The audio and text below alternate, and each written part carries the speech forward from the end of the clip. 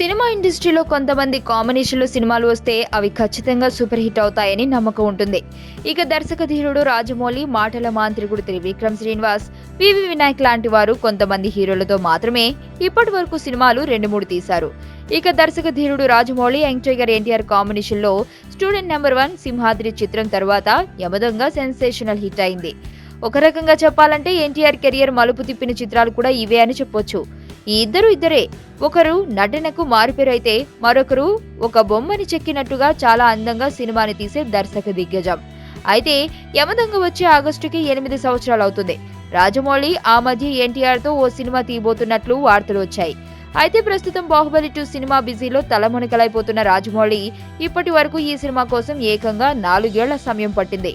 ఈ చిత్రం పూర్తయిన తర్వాత రాజమౌళి ఎన్టీఆర్ కాంబినేషన్ మొదలవుతుందని అందరూ ఊహించారు. రాజమౌళి కూడా తారక్ అని చెన్నైలో ఒక కాలేజ్ స్టూడెంట్స్ అడిగినప్పుడు చెప్పకనే చెప్పాడు. ఆ రోజు నుండే అభిమానులు అందులో తారక్ హీరో అని ఫిక్స్ అయిపోయి ఆ సినిమా కోసం 1000 కళ్లతో ఎదురు చూస్తున్నారు. కానీ ఇప్పుడు ఎన్టీఆర్ కి జక్కన్న హ్యాండ్ ఇచ్చే సూచనలు కనిపిస్తున్నాయి. అయితే దీనికి కారణం సూపర్ స్టార్ అని తెలుస్తుంది.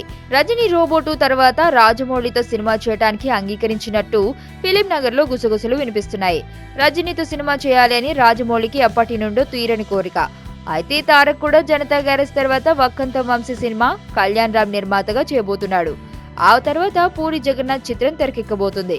ఈ 2 చిత్రాలు పూర్తి కావడానికి ఎంత లేదనుకున్నా 2 సంవత్సరాలు పడుతుంది. ఇక ఎన్టీఆర్ జక్కన్న కాంబినేషన్ సినిమా రావాలంటే 2018 దాటిపోతుందని అనుకుంటున్నారు.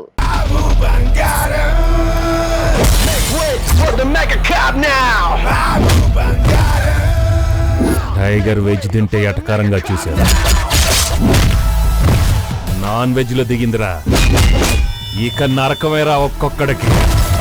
సడన్ గా క్యారెక్టరైజేషన్ లో ఇంత జంపా, ఇదేం కాన్సెప్ట్ సార్? బాబు బంగారం కాన్సెప్ట్. బాబు బంగారం.